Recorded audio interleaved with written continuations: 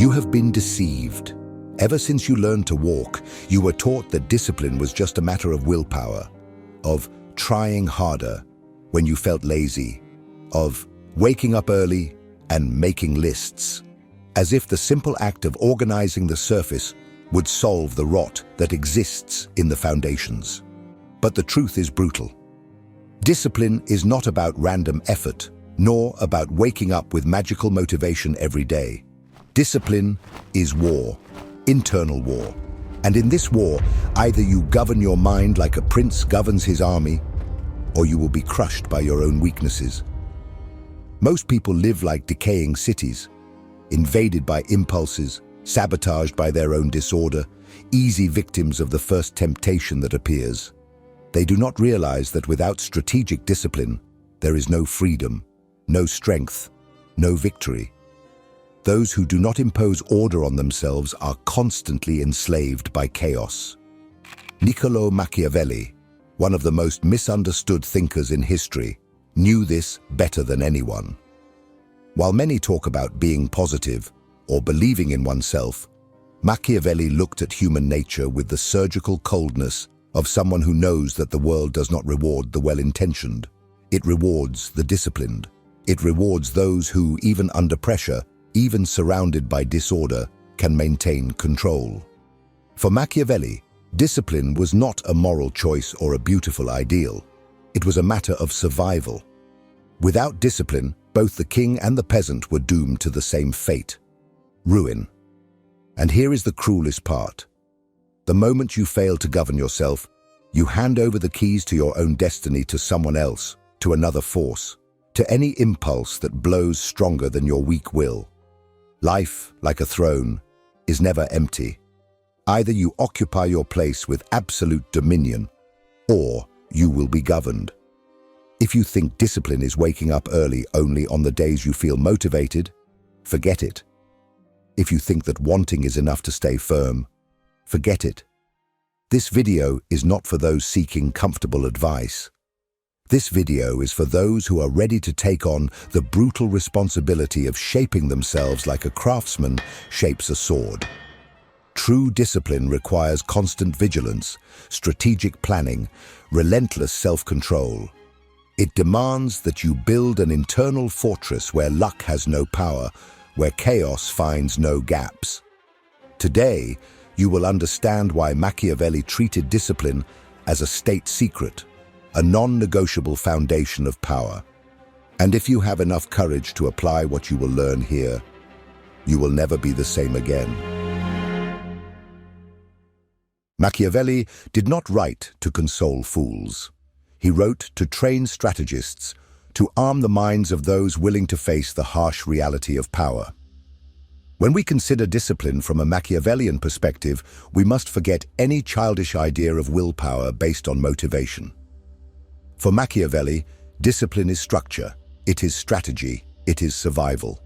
Without it, even the most promising of men becomes easy prey for the forces he cannot control. In The Prince, Machiavelli states, "For just as the good order of the militias is the origin of good order in the states, discipline is what enables a city or an army to withstand adversities." He makes it clear, without discipline, neither cities, nor armies, nor individuals can endure. External order, the stability of a state, the strength of a government, is merely a reflection of internal order. There is no lasting conquest for those who are slaves to their impulses. There is no real authority for those who do not govern themselves. What Machiavelli saw, with a clarity that still frightens, is that discipline is not an accessory for times of peace. It is a permanent armor. Discipline, for him, is the element that keeps a ruler steady in the face of the temptation to act out of anger, fear, or vanity. It is the ability to maintain strategy even when everything around cries out for impulsive decisions.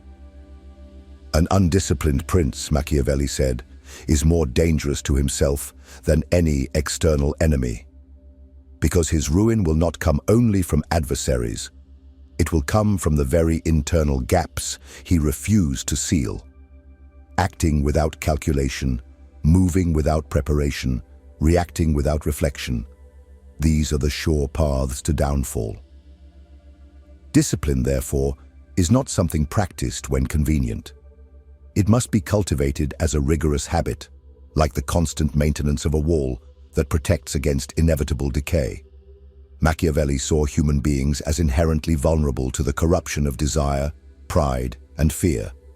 Only through relentless vigilance over oneself would it be possible to resist this force of self-destruction. And do not think this applied only to rulers. Every individual who wishes to be master of their destiny must apply this same mental discipline. If you do not govern your mind, it will be governed by circumstances, emotions, and external impulses. And those who are governed by others, for Machiavelli, are already politically dead. They just have not yet fallen. But Machiavelli's thought goes even deeper. He compares the human spirit to a battlefield where discipline is the only line between triumph and annihilation. It is precisely this metaphor of the internal war and how it must be fought with the discipline of a true commander that we will explore in the next part. Imagine an army marching to war without training, without strategy, without obedience to orders. What do you see? An announced slaughter, an inevitable massacre. No spontaneous bravery can save soldiers who do not know how to resist panic, who cannot endure fatigue, who do not master their own instincts in the face of terror. For Machiavelli, this was exactly what condemned mercenary armies and fragile states: the absence of true discipline. In his discourses on the first decade of Livy, Machiavelli writes, "The orders of a wise captain are not obeyed by undisciplined soldiers." This statement is more than a military observation. It is a profound psychological principle. If your mind is like an undisciplined army, no conscious command of yours will have effect. You can make resolutions, set goals, promise changes. But if your thoughts, emotions, and impulses are not trained to obey, they will desert at the first challenge. You will find yourself sabotaging your own decisions, betraying your own ambitions. Military discipline, for Machiavelli, was the essence of victory, allowing the few to overcome the many, the weak to surpass the strong. A small but disciplined army was infinitely superior to an undisciplined crowd. The same applies to your internal world. A few well-trained thoughts are more powerful than thousands of conflicting desires. Real power does not lie in the quantity of ideas you have, but in the mastery you exercise over them. Now reflect with brutal honesty. How many times have you failed, not due to a lack of talent, but due to a lack of control? How many promises made to yourself have you broken, not due to a lack of ability, but by allowing fatigue, fear, or doubt to take command? Just as a foolish general loses battles before even fighting, you lose the war of life the moment you abandon mental discipline. Military discipline is waking up every day with the same determination, no matter how you feel. It is obeying your strategies, not your fleeting emotions. It is acting even when the body aches, even when the soul falters, because victory belongs only to those who do not retreat in the face of the harshness of the path. Machiavelli knew that battles are not won merely by brute force, but by relentless order, constant vigilance, and preparation that anticipates the unforeseen. The same applies to your mind. The modern world glorifies feelings and despises discipline. And that is exactly why so many live defeated, always seeking blame outside themselves. But now you know, if you want to master your life, you will have to be the general of your own inner army. Train your mind as Machiavelli would train his troops, without mercy, without excuses, without concessions. Because in the battlefield of existence, indiscipline is a slow death sentence. And if discipline is what builds virtu, that inner strength capable of shaping one's own destiny, then we need to understand how Machiavelli opposed virtu and fortuna, skill and luck, discipline and chaos. This is what we will explore in the next part: how to conquer luck through the relentless building of your virtu. If this content is making sense to you, Click the subscribe button and subscribe to the channel. Thank you for your support.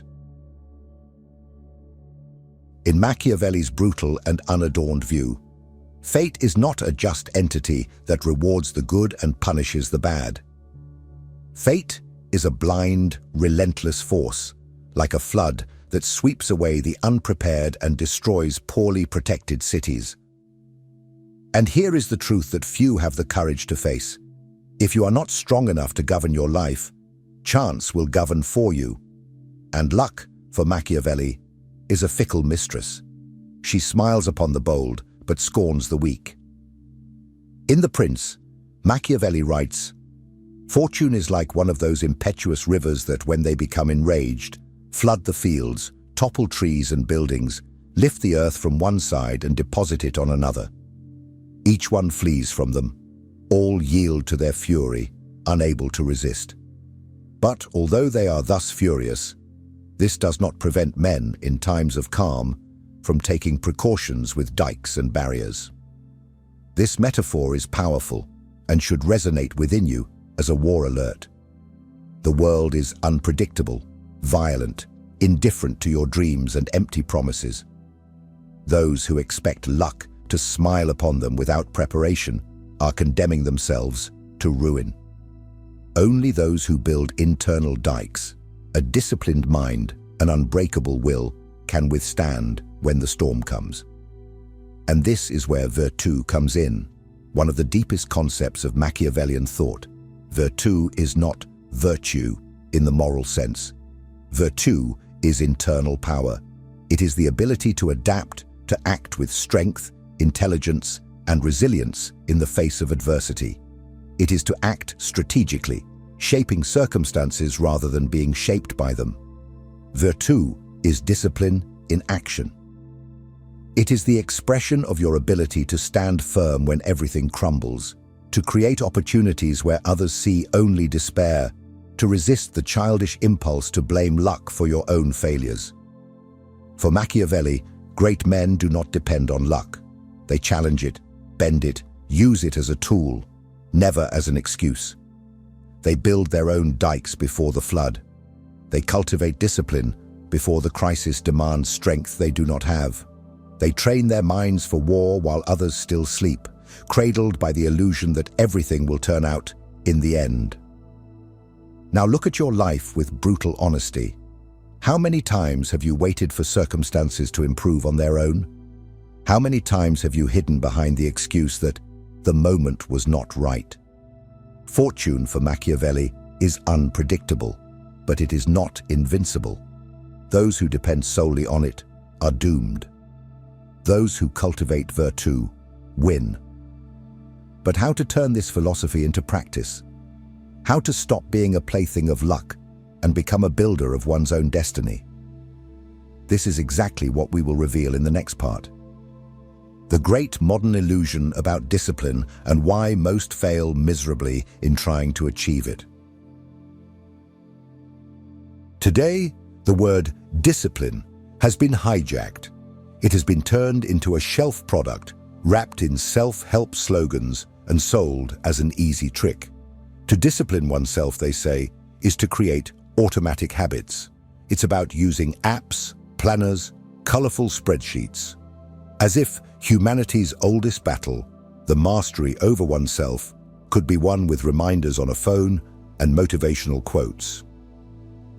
This modern view is a grotesque farce. Machiavelli, if he were alive today, would laugh at this naivety. He knew that true discipline is not comfortable. It is not easy. It is not something you install in your life like software. Discipline is pain.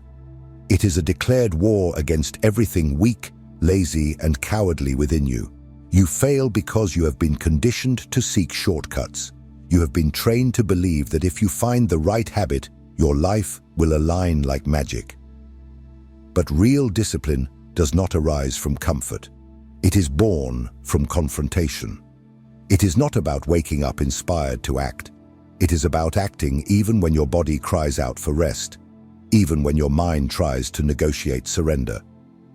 Machiavelli taught us that those who wait for the perfect moment are already defeated. Preparation must be done during calm, not when the storm has already arrived. Discipline must be built on monotonous days, in silent moments, in the invisible battles we fight away from the world's eyes. It is in what no one sees that true power is forged. But the modern mindset treats failure as something normal, as part of a process. You are taught to forgive yourself too much, to reward yourself for every micro-victory, as if life were a self-esteem competition and not a matter of real survival. And while you anesthetize yourself with excuses, your potential rots inside you. Modern discipline is emotional. It depends on mood, motivation, environment. The discipline that Machiavelli describes is structural. It ignores mood. It despises motivation. It imposes itself as a mental fortress, made of stone, not emotion. Those who wait to feel ready, who wait for the perfect alignment of the stars to act, live like cattle being led to slaughter, waiting for someone to decide their fate. If you want to build the discipline that forges empires, you will have to do what most never do. Abandon the need to feel comfortable. Accept that pain is part of it. Embrace the hardness as part of the forging. Transform your mind into a training ground where weaknesses are not tolerated, but eliminated. And if you have understood the gravity of what we are discussing so far, then you are ready for the next step. How to build, step by step, a brutal and strategic routine based on Machiavelli's principles. A routine capable of making your discipline unbreakable. That is what we will build in the next part. It's time to abandon empty theories. If you want to win, you need to turn discipline into brutal, daily, inflexible practice. It's not enough to understand the importance of discipline as a concept. You need to build a structure so solid that neither your laziness, nor your fear, nor your doubt have room to survive. Machiavelli taught that the wise prince anticipates disasters. He builds defenses before he needs them. You must do the same with your mind. Establish your internal war strategies before the battle begins. If you wake up every day waiting to see how you feel to act, you have already lost. Your victory or defeat will be decided in the early hours of the morning, long before the world even realizes you are in the game. Here is the method. 1. Constant vigilance, daily self-observation. Every day, without exception, you must observe your own thoughts and behaviors as a general inspects his army before battle. Ask yourself, where am I leaving gaps? At what moment are my emotions taking command? If you allow a small habit of laziness, an innocent excuse, or a silly distraction to settle in, know this. These are the cracks through which failure will invade your fortress. Imagine your mind as a castle. Every act of laziness is a stone removed from the wall. Every procrastination is a catapult aimed at your own walls. Constant vigilance means acting like the commander who, even in times of peace, inspects his defenses every day, corrects flaws immediately, and punishes without mercy any sign of decay. 2. Clear strategy. Routines that eliminate the need for decision. You need to understand a brutal truth. Your brain, if given the option, will always choose the path of least resistance. Every decision requires energy. Every doubt consumes willpower. Machiavelli taught that, in times of uncertainty, those who hesitate die. Therefore, building discipline starts by eliminating as many daily decisions as possible. Rigid routines are not a prison. They are true freedom. You must establish fixed times to wake up, work, study, train, and adhere to them as a soldier follows orders on the battlefield. Practical example. If you wait to decide whether to train after a tiring day at work, guess what? You won't train. Your brain will sabotage you. Now, if you turn training into a non-negotiable commitment, fitting it into your day as part of your identity, there is no room for internal negotiation. training happens. Period. 3.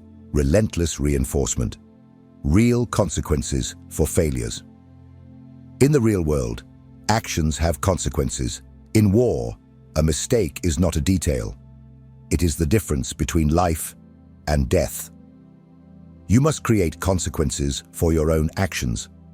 If you fail to follow your routines, there must be an immediate, tangible, painful price for your mind to understand that failing is not an acceptable option. Practical example. Establish a public commitment. If you fail to follow your routine, you must donate money to a cause you despise. You must tell your friends that you failed. You must carry the weight of shame and loss. And more importantly, you must understand that discipline is not just about rewards, but mainly about avoiding ruin. Comparison to fix the idea. Think of a soldier in training. He does not choose whether to run 5 kilometers in the rain because he is motivated.